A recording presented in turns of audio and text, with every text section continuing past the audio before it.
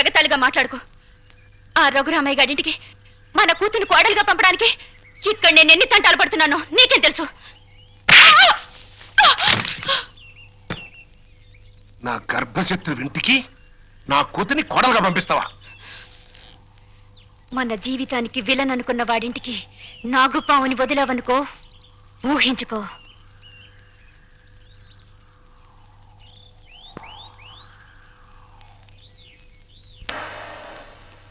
నాన్నగారు, తమ్ముడు చదువుతున్న కాలేజీ ప్రిన్సిపాల్ గారు మీకు ఈ లెటర్ పంపించారు. ప్రిన్సిపాల్ చదువు.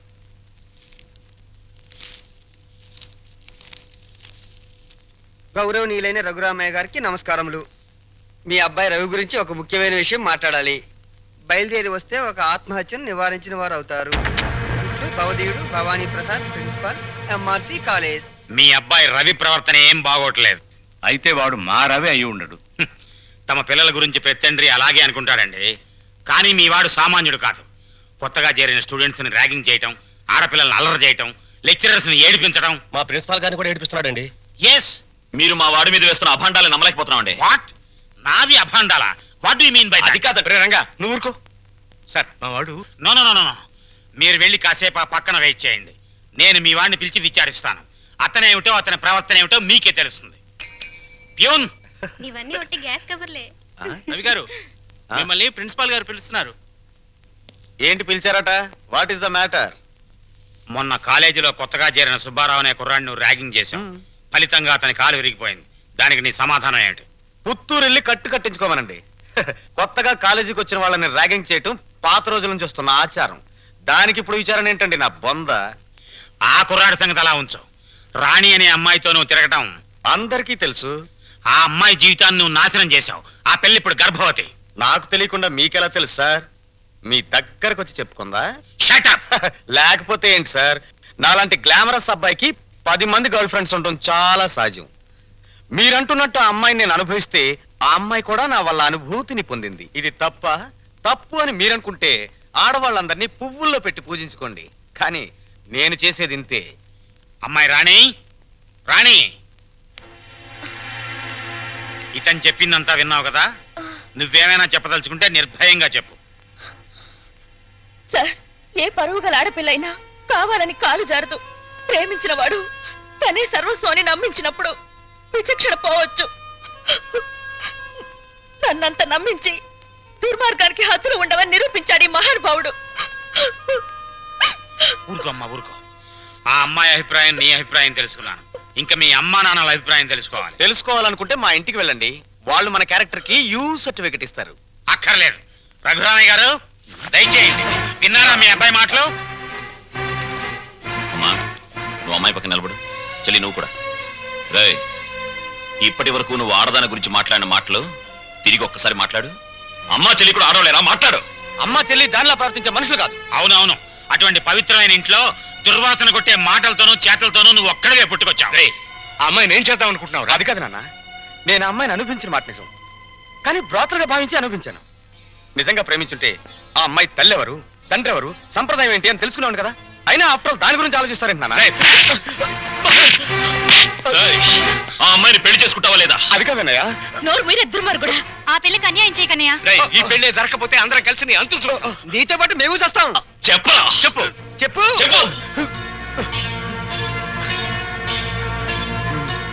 సరే, దండలు తెప్పించండి.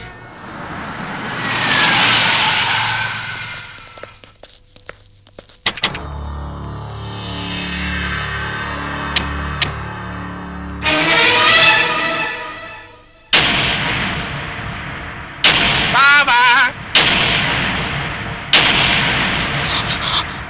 బావా, బాగున్నావా?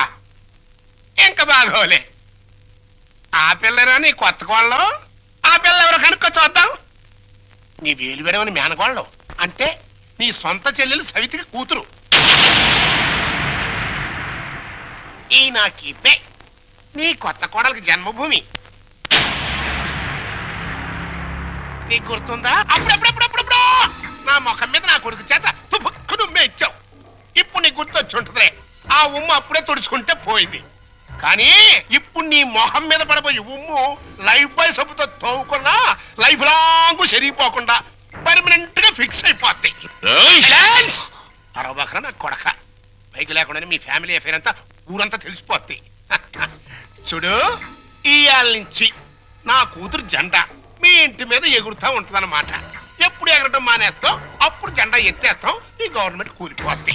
బావా, గడ్డిని తగలబెడటానికి పెద్ద దివిటి అక్కర్లా, చిన్న అగ్గి పుల్ల చాలు. ఆ అగ్గి పుల్లే నీ కోడలు నా కూతురు అన్నమాట. ఈ రోజు నుంచి ది ఎండ్ కార్డు పడేంత వరకు నా డైరెక్షన్ లో ఇవ్వబోయే కొత్త ట్విస్ట్ అన్నమాట. వచ్చిన పని అయిపోయింది, ఇంకొస్తా అన్నట్టు డాక్టర్. ఏం డాడీ? నా సన్ ఇన్ లాని లాక్రమే ఆశీర్వాదం తీసుకుని కానీ Come on. రారన్న సన్నిల్లా.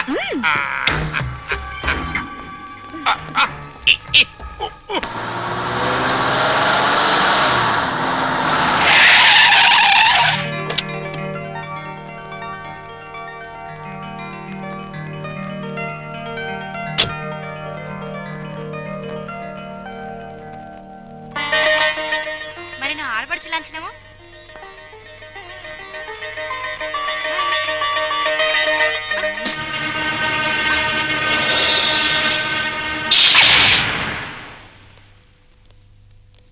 కుడికాలు లోపల పెట్టిరమ్మా.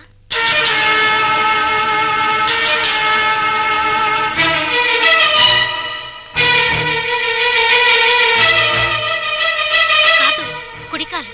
కీప్ లెఫ్ట్ అన్నారు పోలీసోళ్ళు. అవునవును, కీపు ఎప్పుడు లెఫ్టే. వైఫే రైటు. ఈ జ్ఞానం ఎప్పుడు వస్తుందో.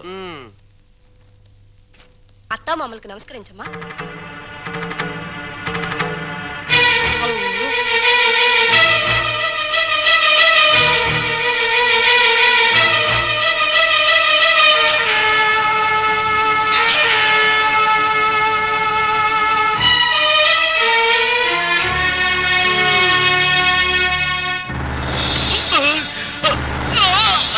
రేయ్!